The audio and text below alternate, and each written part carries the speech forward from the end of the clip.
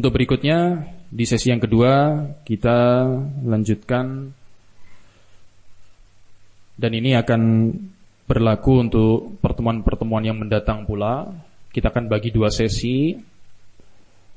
Nah, untuk jadwalnya atau direncanakan untuk sesi yang pertama sekitar 45 menit, sesi yang kedua sekitar setengah jam ya.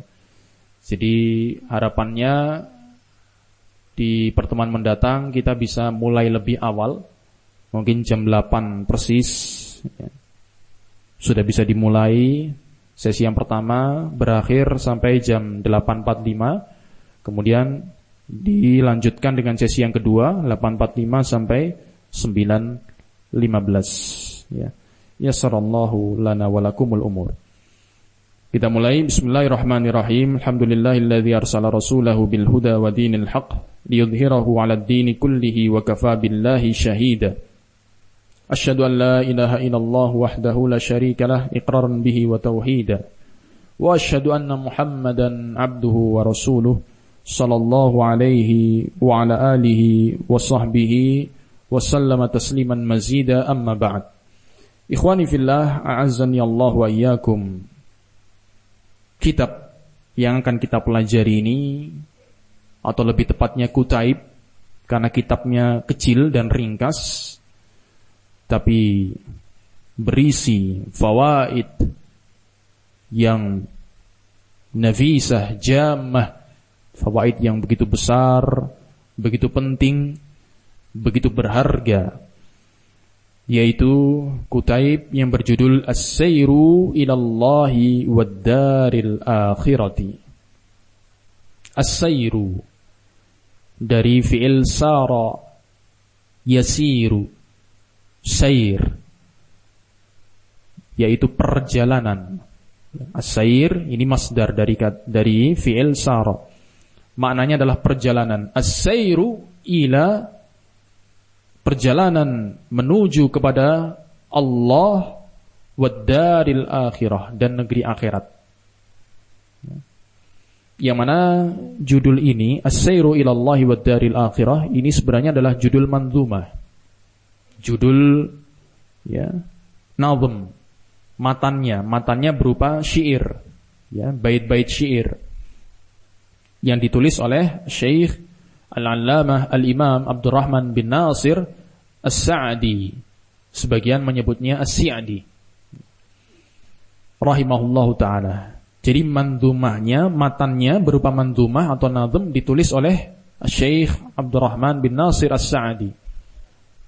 Adapun kitab yang kita pegang ini adalah syarahnya. Manzumahnya cukup ringkas, bukan manzumah yang panjang, hanya terdiri dari 18 bait syair. Kalau bisa dihafal maka sangat bagus. Kitab yang kita pegang ini adalah syarahnya, penjelasannya, yang juga ditulis oleh An-Nazim, penulis manzumah itu sendiri, yaitu Syekh Abdurrahman bin Nasir As-Sa'di rahimahullahu ta'ala. Biografi singkat tentang beliau, tentang muallif Syekh Abdurrahman bin Nasir As-Sa'di rahimahullah. Beliau adalah Abdurrahman bin Nasir bin Abdullah bin Hamad Al-Sa'di, atau sebagian membacanya dengan Si'adi. Beliau dilahirkan di kota Unaizah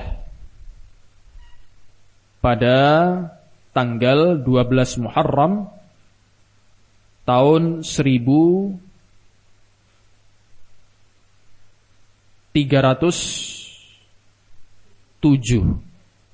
Hijriah.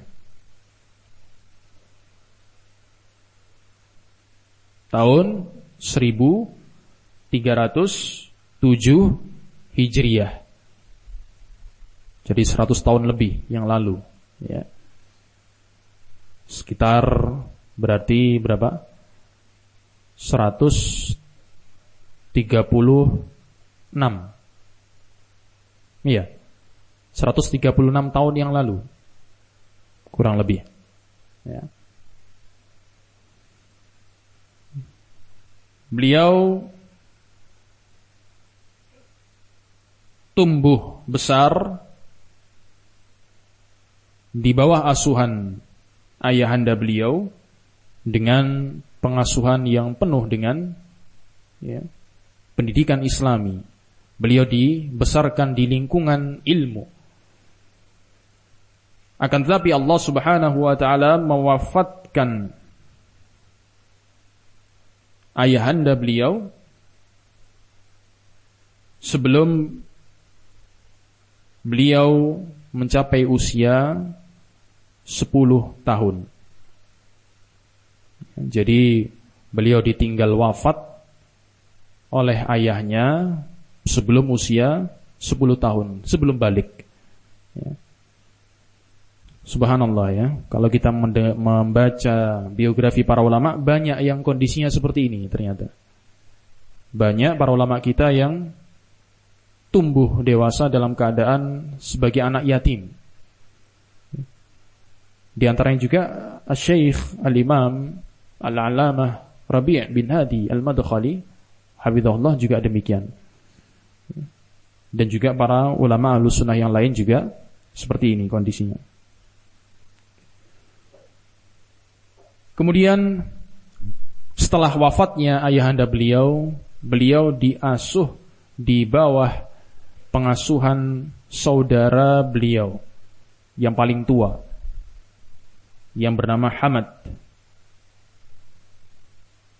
Dan saudara beliau inilah yang kemudian mendidik beliau, mengasuh beliau dengan tarbiyah ilmiah, mendidik beliau dengan pendidikan ilmu agama. Dan di antara syekh, masyayikh yang beliau, Syekh Abdurrahman bin Nasir As-Sa'di rahimahullah belajar kepadanya, di antaranya adalah kepada Syekh Ibrahim bin Hamad bin Muhammad bin Jasir. Ini banyak ya, beberapa nama masyayikh beliau. Kemudian Syekh Muhammad bin Abdul Karim bin Ibrahim bin Saleh As-Shibl dan seterusnya, ya banyak. Dan murid-murid beliau juga begitu banyak. Di antara murid beliau, murid dari Syekh Abdurrahman bin Nasir As-Sa'di rahimahullah, yang mungkin paling sering terdengar di telinga kita adalah Syekh Muhammad bin Saleh Al-Utsaimin rahimahullahu taala. Ini di antara murid beliau yang paling menonjol ya. Di antara murid beliau juga Syekh Abdullah Al-Bassam, penulis kitab Taisirul Allam Syarah Umdatul Ahkam. Ini juga murid dari Syekh Abdurrahman As-Sa'di. Dan kitab-kitab karya beliau sangat banyak. Di antara kitab karya Syekh Abdurrahman bin Nasir As-Sa'di yang banyak tersebar dan banyak memberikan manfaat luas bagi kaum muslimin adalah Tafsirul Karimir Rahman fi Tafsiri Kalamil Mannan, atau yang sering disingkat dengan Tafsir As-Sa'di. Dan juga dalam pembahasan ilmu fikih Manhajus Salikin, dan juga beberapa kitab-kitab yang lain. Di antaranya adalah Mandhumah yang sedang kita bahas. Beliau wafat pada hari Kamis ya, pada waktu terbitnya fajar hari Kamis yang bertepatan dengan tanggal 23 Jumadal Akhir tahun 1376, yaitu usia beliau belum mencapai 70 tahun, sekitar 69 tahun lebih.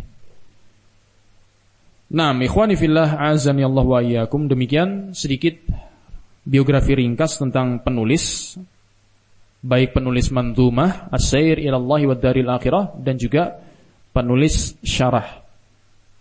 Adapun kitab yang ada di hadapan kita ini,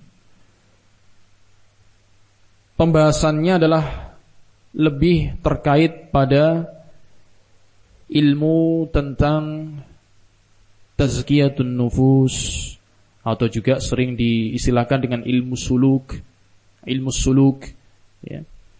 yang mana sebenarnya itu semua adalah tercakup dalam pembahasan akhlak.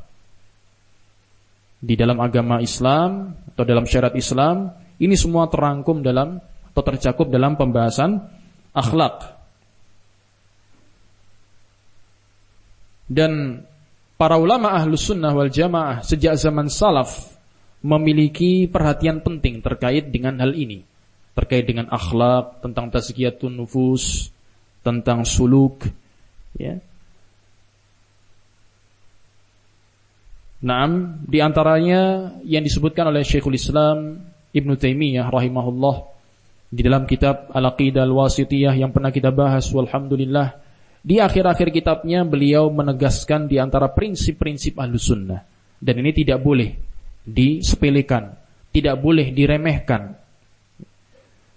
Beliau menyatakan di antara ciri khas atau prinsip Ahlus Sunnah wal Jamaah adalah ya'muruna bis sabr, memerintahkan pada kesabaran, indal bala, ketika terjadi musibah, wasyukri indar raha, dan memerintahkan untuk bersyukur, mengajak untuk bersyukur ketika kondisi lapang dan nikmat, wa yad'una ila makarimil akhlaq, dan mengajak, mendakwahkan kepada akhlak yang mulia.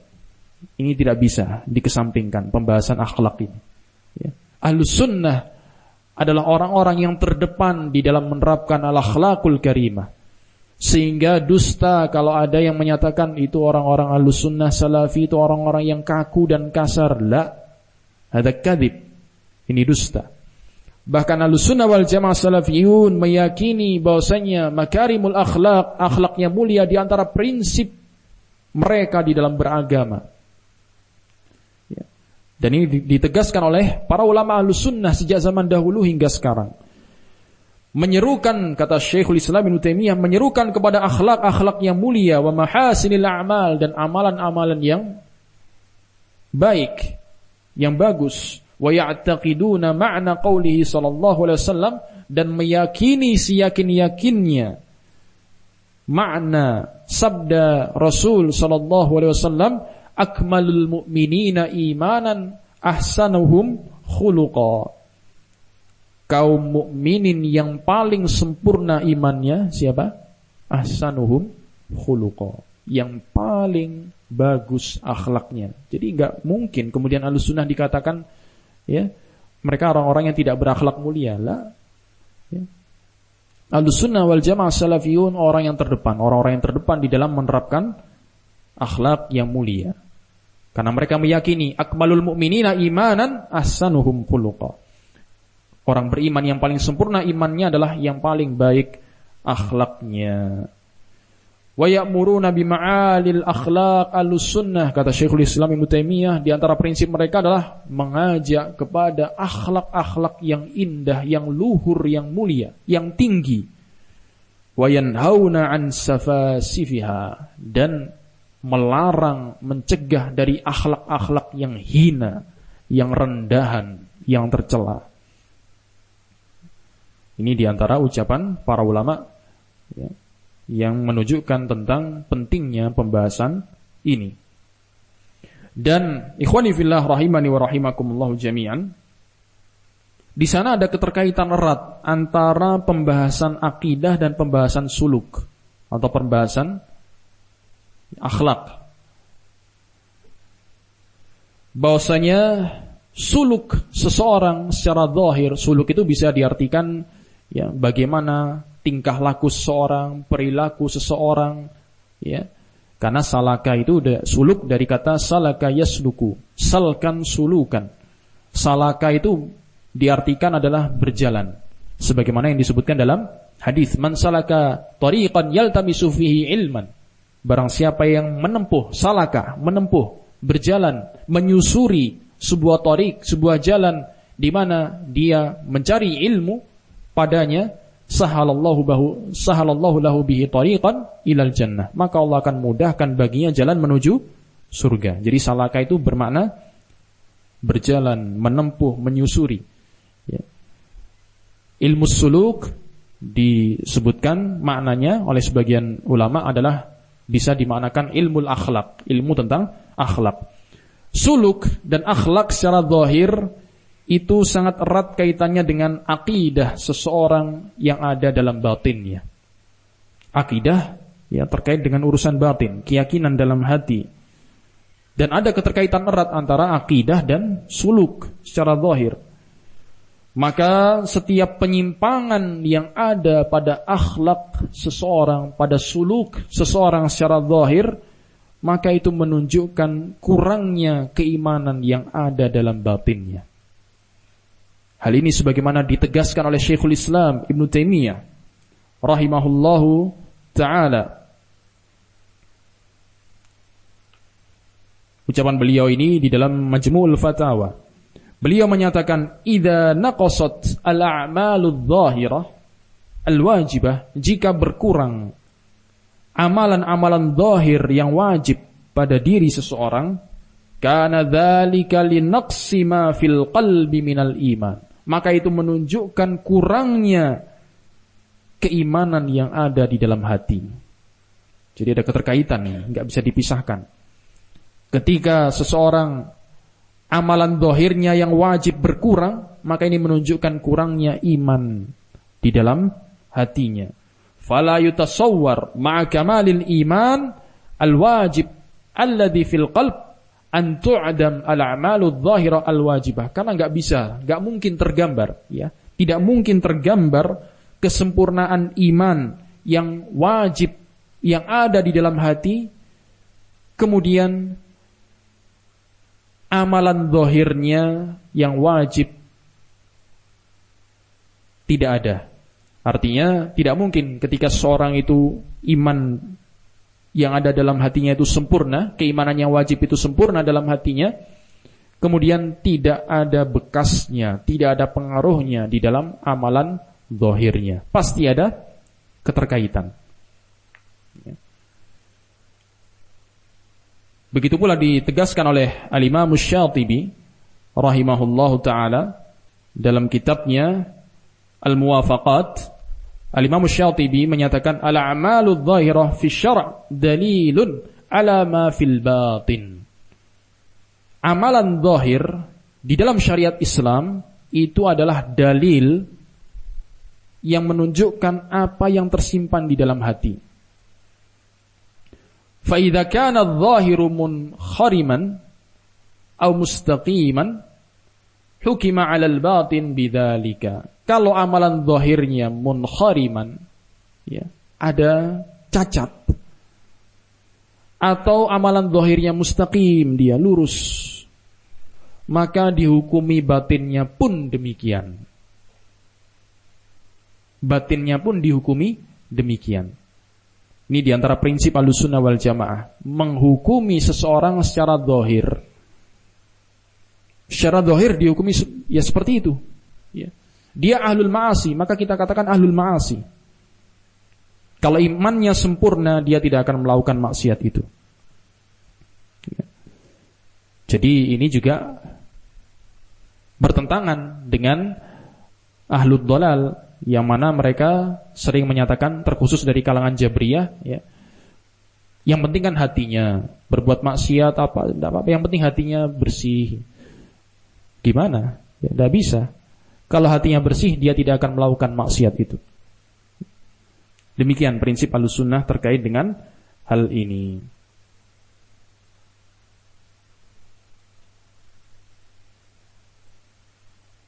Dan di antara prinsip penting di dalam Ahlussunnah wal Jamaah ketika mengkaji atau mempelajari ilmu suluk, itu harus bersandar pada Al-Quran dan As-Sunnah. Sebagaimana pula ditegaskan oleh Syekhul Islam Ibnu Taimiyah rahimahullahu ta'ala rahmatan wasi'ah dalam Majmu'ul Fatawa juga, beliau menyatakan, masailus suluk min jinsi masailil aqaid. Permasalahan-permasalahan tentang suluk itu semisal dengan permasalahan-permasalahan akidah. Kulluha mansusatun fil kitab was sunnah. Semuanya dinaskan di dalam Alkitab dan As-Sunnah. Ini sebagai bantahan terhadap kelompok Sufiyah atau Mutasawwifah yang mereka Sering ya mungkin kita mendengar lafadz suluk ya. Suluk ya. Tapi mereka ketika mempelajari ilmu suluk itu banyak terjadi penyimpangan dan ya, penyelewengan. Baik terkait dengan keyakinan mereka atau amalan-amalan dohir mereka. Barakallahu fikum. Adapun Ahlussunnah wal Jamaah ketika mengkaji ilmu suluk maka tetap berdasar atau bersandar pada Al-Quran dan As-Sunnah. Baik, mungkin itu diantara yang muqaddimah yang bisa kita sebutkan di pertemuan kita kali ini untuk mengawali kajian kitab Syarah Mandzumatis Sair Ilallahi wad Daril Akhirah. Insyaallah kita akan masuk ke pembahasan kitab pada pertemuan mendatang biidnillahi ta'ala. Naktafi launa wa sallallahu wasallam wa barak ala nabiyina Muhammad wa ala alihi wa sahbihi ajma'in. Wassalamualaikum warahmatullahi wabarakatuh.